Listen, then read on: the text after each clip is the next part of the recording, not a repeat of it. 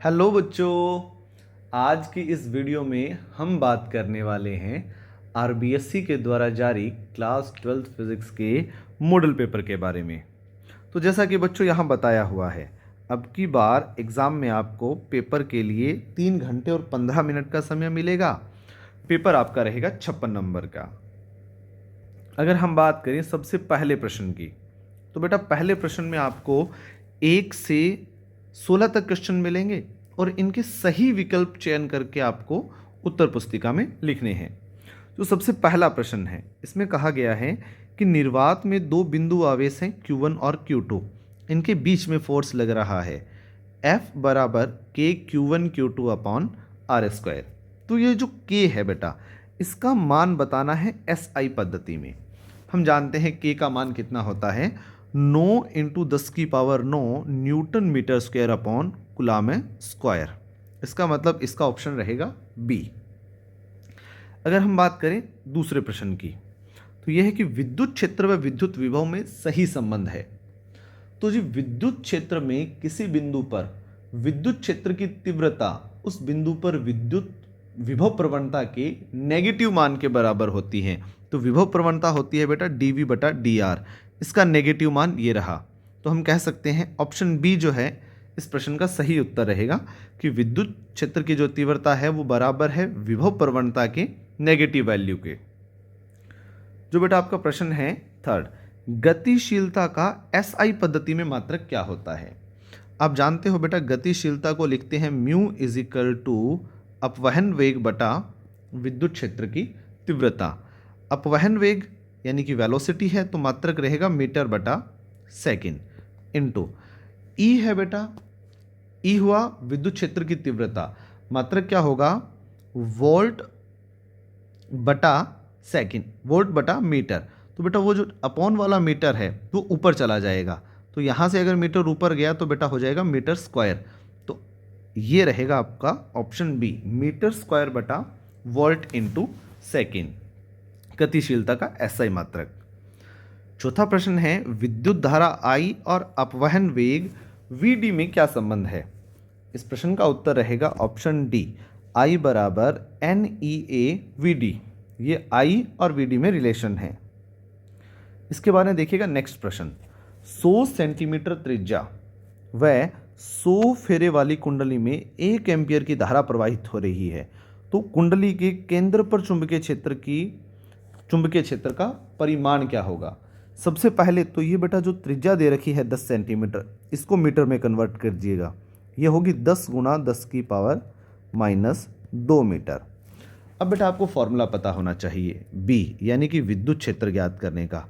तो B बराबर आ जाएगा बेटा म्यू नॉट NI बटा 2a। म्यू नॉट का मान होता है बेटा 4 पाई गुणा 10⁻⁷।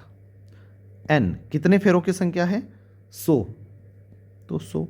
धारा का मान I कितना दे रखा है 1 एम्पियर, बटा में आ जाएगा 2 गुणा त्रिज्या जो कि मीटर में बदलने के बाद में है 10 इंटू 10⁻²। इसको बेटा अगर आप सॉल्व करोगे तो उत्तर आएगा 6.28 इंटू 10⁻⁴ टेस्ला। ऑप्शन रहेगा बी। प्रश्न संख्या 6, शुद्ध प्रतिरोधकीय परिपथ का शक्ति गुणांक कितना होता है। यानी कि एक ऐसा सर्किट जिसमें R जुड़ा हुआ हो उसका शक्ति गुणांक पूछा है बेटा। तो कोस फाई होता है शक्ति गुणांक, फॉर्मूला होता है इसका R बटा Z। अमाउंट ऑफ Z आपको बेटा बता रखा है कितना, R ही है क्योंकि शुद्ध प्रतिरोधकीय प्रतिरोध है। तो सर ऐसा शुद्ध प्रतिरोधकीय परिपथ है तो उसमें Z का अमाउंट R होता है, R से R कट गया तो कोस फाई का अमाउंट कितना मिला बेटा आपको 1, यानी कि शक्ति गुणांक का मान रहेगा 1। ऑप्शन इसका रहेगा बी। सातवां प्रश्न है बेटा, बंद पृष्ठ का रेखा समाकलन है B vector dot DL vector is equal to mu naught IC plus epsilon naught d∅ बटा dt। ये समीकरण किसका है। देखिए यहाँ पर एक कन्फ्यूजन हो सकता है कि भाई ये समीकरण एम्पियर का है या मैक्सवेल का है। तो बेटा ये है एम्पियर और मैक्सवेल दोनों का, ऑप्शन डी आएगा इसका सही उत्तर। अगर हम बात करें आठवें प्रश्न की, आठवें प्रश्न में दे रखा है एक उत्तल दर्पण की फोकस दूरी 14 सेंटीमीटर है, तो इसकी वक्रता त्रिज्या क्या होगी? आप जानते हैं बेटा r बराबर होता है 2 गुणा f, तो उत्तर आएगा 2 गुणा f का मान दे रखा है 14, तो आपका आंसर रहेगा 28 सेंटीमीटर, यानी कि ऑप्शन सी। फिर बात है कि एक जादूगर खेल दिखाते समय n बराबर 1.47 अपवर्तनांक वाले एक कांच के लेंस को किसी द्रव से भरी खुले बर्तन में डालकर अदृश्य कर देता है, तो द्रव का अपवर्तनांक बताइए। बेटा ये आपके पास एक कोई कंटेनर है, इस कंटेनर में बेटा आपके पास पानी भरा हुआ है। अगर हम बात करें, इस पानी भरे हुए कंटेनर में एक लेंस है।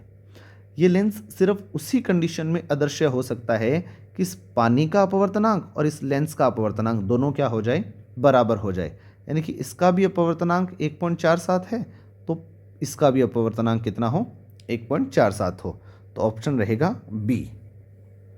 प्रश्न है 10वां, आई बराबर आई नोट कोस स्क्वायर थीटा प्रदर्शित करता है। यह है बेटा मेलस का नियम। फिर है आइंस्टीन का प्रकाश विद्युत समीकरण क्या है? देखिए आइंस्टीन के अकॉर्डिंग क्या था कि कोई भी धातु के पृष्ठ पर जो ऊर्जा दी जाती है, वो ऊर्जा बेटा इलेक्ट्रॉन के पास जाकर के दो तरीके के काम कर रही है। एक तो उस इलेक्ट्रॉन को वो ऊर्जा प्रोवाइड करवाती है कि वो धातु के पृष्ठ से मुक्त हो जाए, और उसको बोलते हैं बेटा अपन कार्यफलन। और बाकी उस इलेक्ट्रॉन को धातु के पृष्ठ से मुक्त होने के बाद में अधिकतम गतिज ऊर्जा प्रोवाइड करवाती है। तो बेटा ई का अमाउंट होता है एच न्यू बराबर हो जाएगा 5 नॉट प्लस 1/2 mv² मैक्सिमम।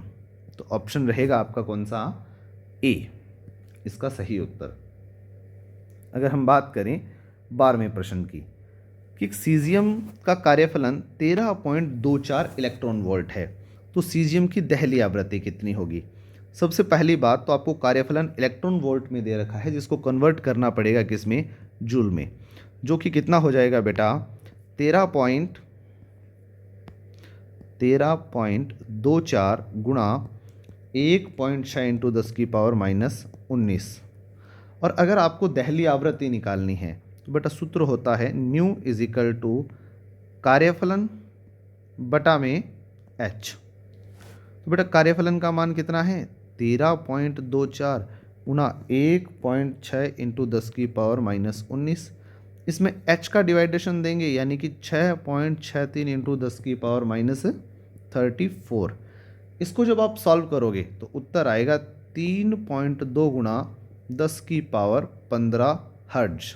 तो ऑप्शन रहेगा बेटा आपको कौन से वाला, डी। फिर है नेक्स्ट प्रश्न 13वां, हाइड्रोजन परमाणु की nवीं कक्षा की त्रिज्या जो Rn है वो इन ऑप्शन में से किसके समानुपाती है? बहुत साधारण है बेटा। सबसे पहले Rn का फॉर्मूला लिखिए, ये होता है 0.529 n²/z। तो देखिए यहाँ से आपको रिजल्ट मिल रहा है Rn जो है ना वो n की स्क्वायर के समानुपाती है, तो इसका ऑप्शन होगा बेटा ए ऑप्शन इसका सही होगा। फिर है बेटा एक परमाणु द्रव्यमान मात्रक के समतुल्य ऊर्जा कितनी है? यहाँ पर आप कंफ्यूज हो सकते हो ऑप्शन डी में, क्योंकि 931.5 किलो इलेक्ट्रॉन वोल्ट है। ये ऑप्शन बेटा गलत होगा, क्योंकि सही मान है 931.5 मिलियन इलेक्ट्रॉन वोल्ट।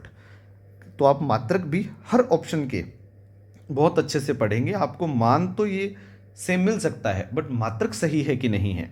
ऐसा ही इसी प्रश्न के सबसे पहले में हुआ था, जहां पर आपसे के का मान पूछ रखा है। नेक्स्ट है बेटा हाइड्रोजन परमाणु की निम्नतम अवस्था में ऊर्जा ये है, तो इस अवस्था में इलेक्ट्रॉन की स्थितिज ऊर्जा कितनी होगी? देखिए सबसे पहले आपको ये पता होना चाहिए कि जो कुल ऊर्जा ई होती है ये बराबर होती है बेटा माइनस गतिज ऊर्जा के। यहाँ से अगर आप गतिज ऊर्जा का मान निकालना चाहो तो ये बराबर आएगा बेटा आपके माइनस कुल ऊर्जा।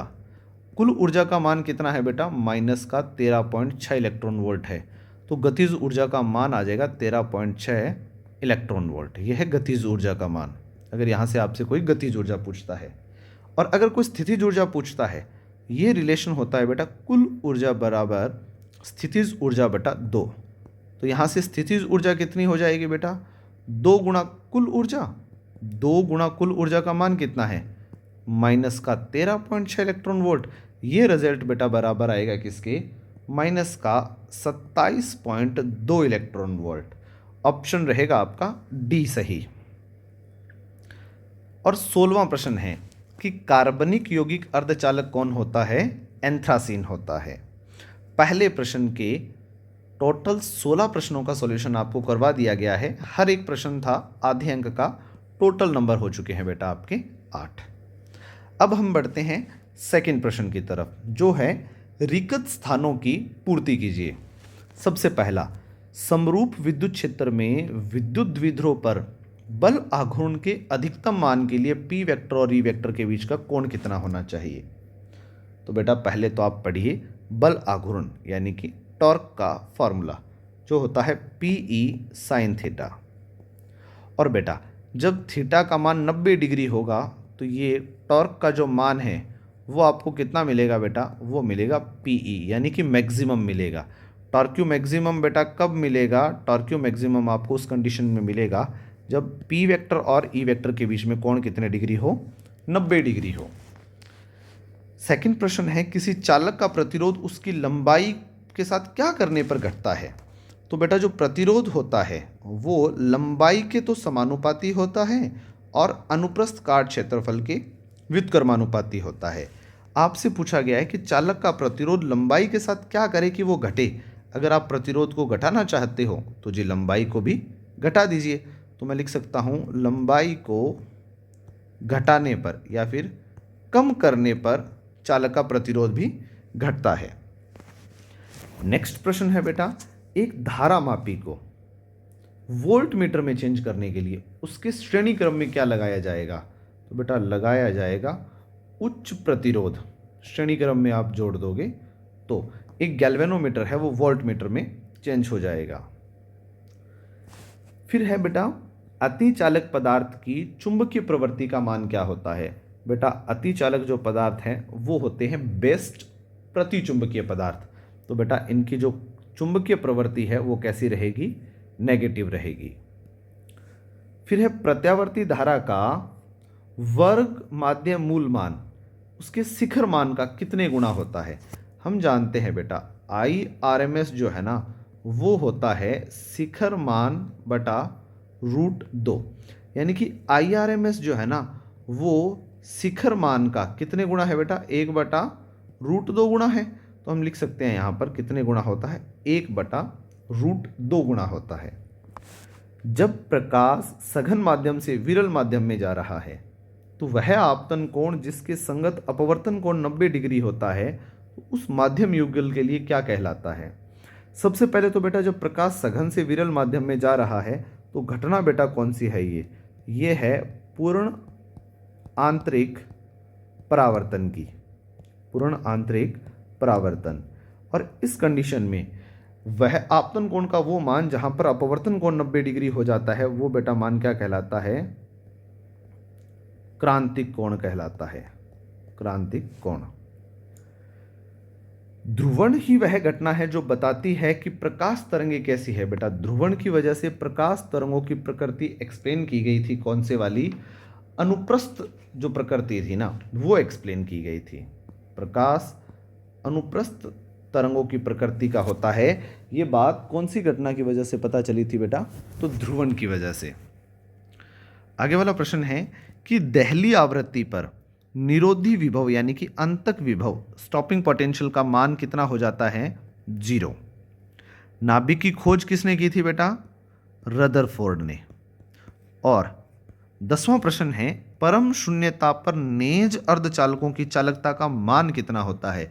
तो बेटा नेज अर्धचालक है वो परम शून्यता पर क्या बन जाते हैं बेटा, कुचालक बनते हैं, कुचालक बन जाते हैं। तो इनकी चालकता का मान बहुत कम होता है, कुचालकों के बराबर। अगला प्रश्न है तीसरा प्रश्न आ चुका है बेटा। यहाँ पर आपको वेरी शॉर्ट क्वेश्चंस हैं। हर एक प्रश्न का उत्तर आपको एक पंक्ति में देना है, 1 लाइनर बोल सकते हो आप इनको। किसी एकल धनावेश के लिए समविभव पृष्ठ कैसा बनेगा। एकल धनावेश के लिए समविभव पृष्ठ बेटा कैसा बनेगा, मान लीजिए ये एक आपके पास कोई चार्ज है एकल धनावेश Q। तो बेटा इसके लिए जो समविभव पृष्ठ है ना, वो कुछ ऐसा रहेगा बेटा।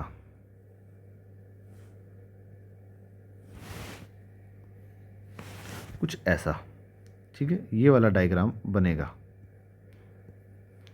एकल विभव से बनने वाले समविभव पृष्ठ का डायग्राम है ये। फिर है अर्धचालक के लिए प्रतिरोधकता और ताप में ग्राफ बनाइए। आप जानते हैं बेटा, अर्धचालकों के लिए ताप बढ़ाने पर चालकता तो बढ़ती है और प्रतिरोधकता घटती है।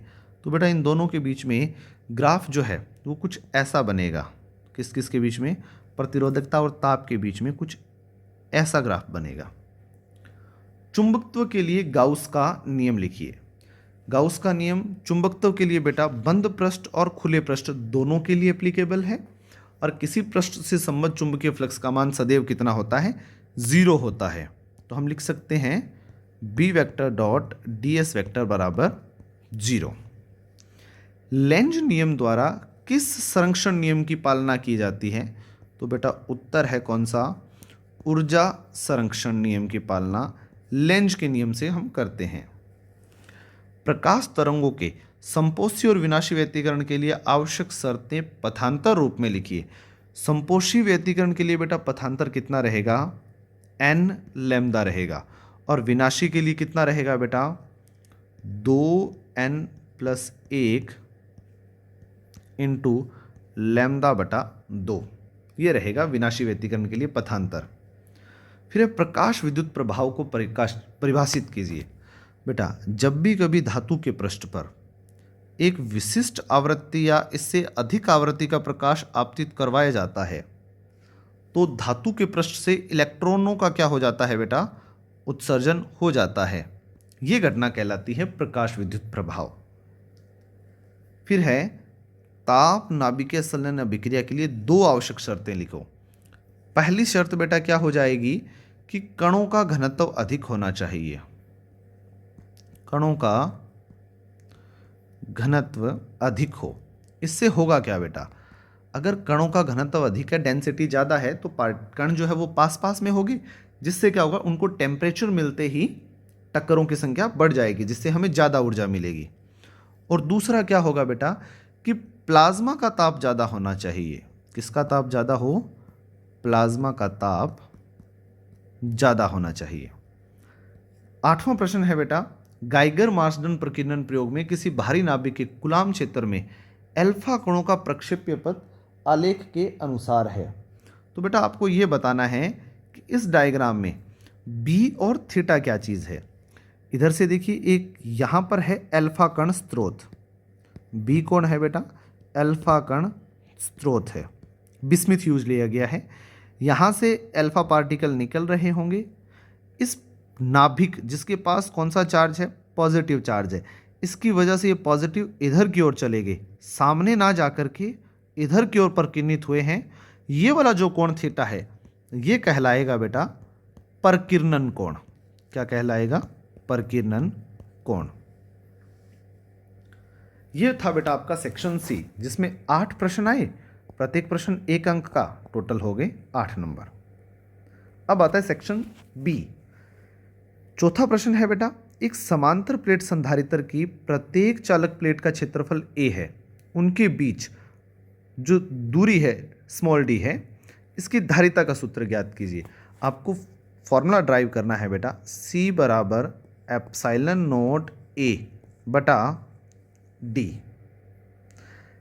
आगे वाला प्रश्न देखिएगा बेटा, वो है कि किसी बाह्य चुंबकीय क्षेत्र में स्थित प्रतिचुंबकीय और अनिचुंबकीय पदार्थों के लिए चुंबकीय क्षेत्र रेखाएं खींचिए। ये बेटा आपके पास एक चुंबकीय क्षेत्र है, इधर है आपके पास N ध्रुव, और यहाँ है बेटा आपके पास S ध्रुव। इसके बीच में ये एक कोई प्रतिचुंबकीय पदार्थ रखा हुआ है जो चुंबक के भांति व्यवहार करता है। इसको बोल सकते हो आप, ये वाला जो ध्रुव है वो रहेगा आपका S और ये रहेगा N। अगर बेटा ये प्रतिचुंबकीय है, कौन सा? प्रतिचुंबकीय है, तो देखिए चुंबकीय क्षेत्र रेखाएं कुछ ऐसे गुजरेगी बाहर से, कुछ ऐसे,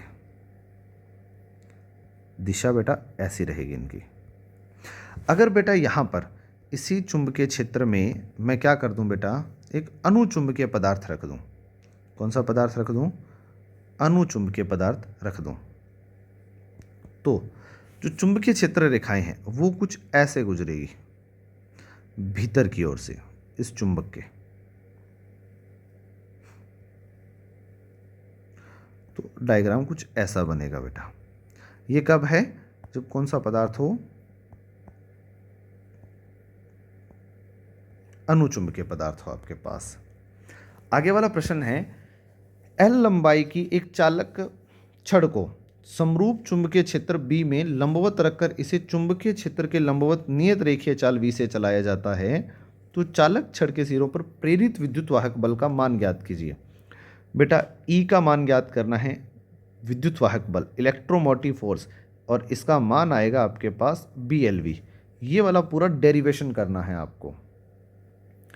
आगे का प्रश्न है, यदि प्राथमिक कुंडली में बहने वाली 2 एम्पियर की धारा को 5 मिलीसेकंड में शून्य कर दिया जाता है, तो पहले तो बेटा 5 मिलीसेकंड को सेकंड में बदला, 5 × 10⁻³ सेकंड। धारा बेटा 2 एम्पियर से 0 हो रही है, यानी कि धारा का मान कम हो रहा है। तो अगर यहाँ से मैं बात करूँ डेल्टा I की, ये बेटा -2 आ रहा है, क्योंकि परिवर्तन हो रहा है धारा में और वो कम हो रही है, तो -2 एम्पियर आपके पास डेल्टा I का मान रहेगा। द्वितीयक कुंडली में 20 मिलीवोल्ट का प्रेरित विद्युत वाहक बल उत्पन्न कर रही है, यानी कि मान दे रखा है सेकेंडरी कॉइल में किसका? प्रेरित विद्युत वाहक बल का, जो कितना है बेटा आपके पास 20 × 10⁻³ वोल्ट। मिलीवोल्ट है, वोल्ट में कन्वर्ट कर दिया। अगर आपको मान चाहिए बेटा किसका? अन्योन्य प्रेरकत्व का, तो एक फॉर्मूला है सेकेंडरी कॉइल के अंदर EMF का, -m डेल्टा IP/dt। यहीं से बेटा अगर m का फॉर्मूला चाहिए, जो हो जाएगा कितना? -ES × कितना? डेल्टा T बटा में डेल्टा IP। मान रख दीजिएगा बेटा माइनस, ES का मान आ जाएगा 20 × 10⁻³ टाइम आ जाएगा बेटा कितना?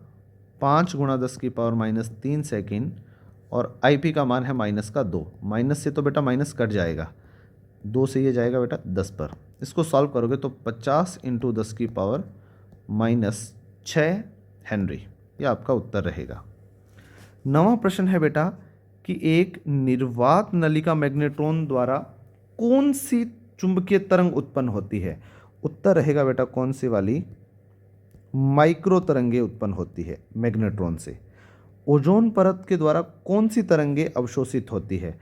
उत्तर रहेगा कौन सी? पराबैंगनी तरंगे। नेक्स्ट प्रश्न है, रिमोट द्वारा नियंत्रित उपकरणों में कौन सी तरंगे यूज में आती है बेटा? तो वो है रेडियो तरंगे।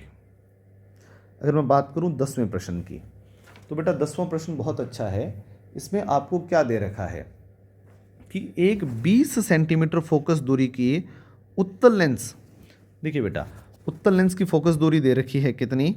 20 सेंटीमीटर। इसको आप मान लीजिए F1, ये दे रखा है आपके पास 20 सेंटीमीटर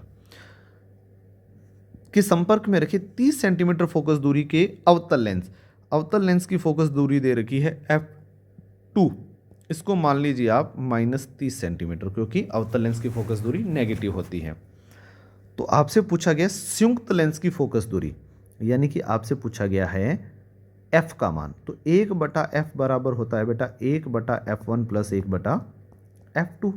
अगर मान रखोगे तो आएगा प्लस का 1/20 माइनस का 1/30। एलसीएम कितना आ जाएगा बेटा? 60। यहाँ पर कितना आएगा? 3 - 2। ये मान किसके बराबर आया? F के बराबर आया। 1 कितना आ जाएगा? 60। 1/F बराबर 1/60 है, यानी कि F का मान कितना आ जाएगा बेटा? 60 सेंटीमीटर। क्योंकि फोकस दूरी आपकी पॉजिटिव आई है, तो बेटा लेंस कौन से वाला होगा? उत्तल होगा। और उत्तल लेंस बेटा कौन से वाले लेंस होते हैं? अभिसारी लेंस होते हैं। फिर है हाइगेंस के तरंग सिद्धांत से प्रकाश के अपवर्तन हेतु स्नेल के नियम की व्युत्पत्ति करो। बेटा आप सभी जानते हैं स्नेल का नियम क्या होता है, साइन आई बटा साइन आर बराबर 1/2। इसको बेटा आपको ड्राइव करना है। फिर है विवर्तन को परिभाषित कीजिए और आवश्यक शर्त भी लिखिए। बेटा विवर्तन क्या होता है, किसी अवरोधक के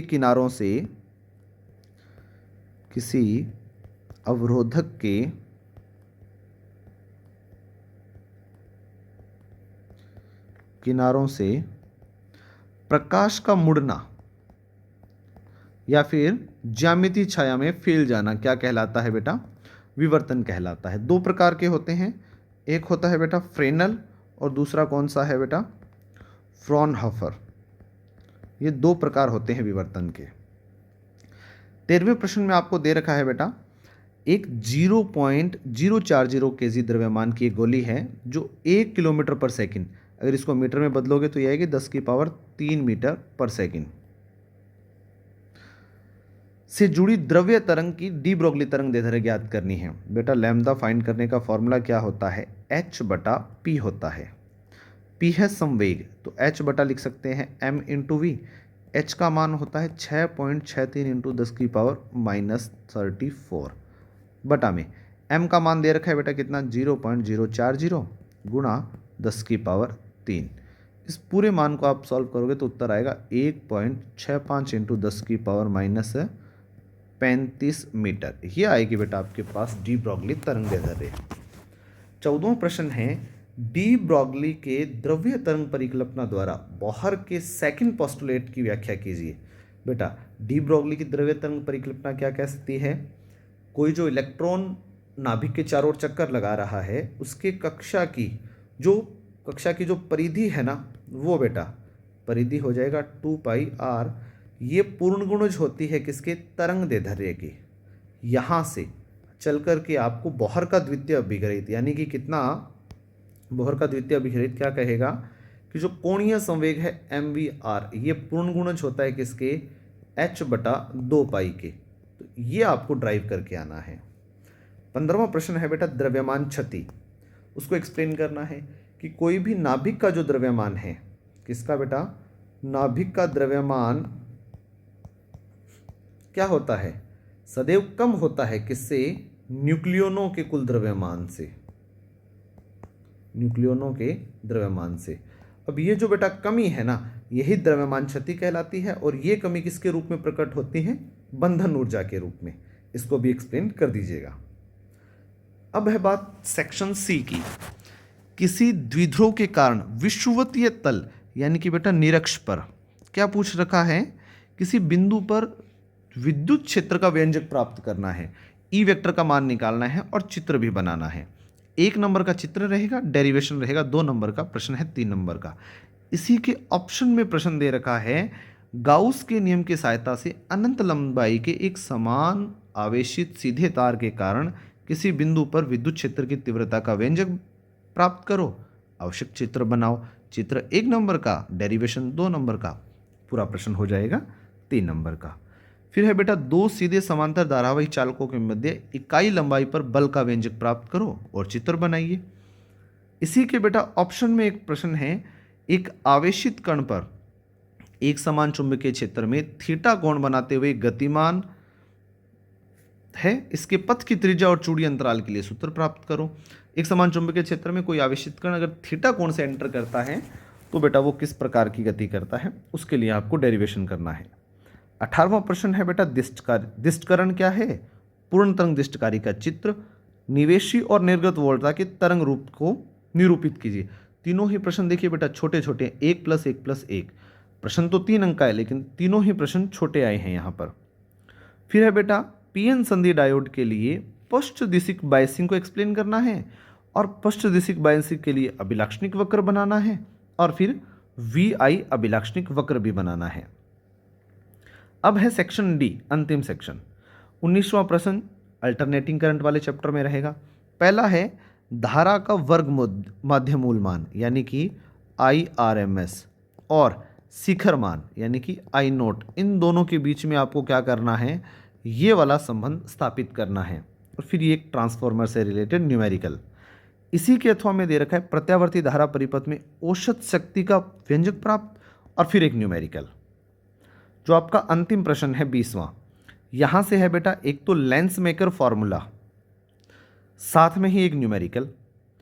ऑप्शनल प्रश्न को अगर मैं देखूं बेटा तो वो है एक सरल सूक्ष्मदर्शी की आवर्धन क्षमता का सूत्र, और कब, जब अंतिम प्रतिबिंब स्पष्ट दर्शन की न्यूनतम दूरी डी पर बनता हो। चित्र बनाइए और साथ में एक न्यूमेरिकल। तो बेटा ये था आपका पूरा 56 नंबर का पेपर, मॉडल पेपर, जिसका सॉल्यूशन वीडियो आपको मिल चुका है। अब बेटा आप सभी से मैं कहूँगा कि हमारा जो टेलीग्राम चैनल है फिजिक्स जंक्शन, आप इस टेलीग्राम चैनल को जरूर ज्वाइन कीजिएगा।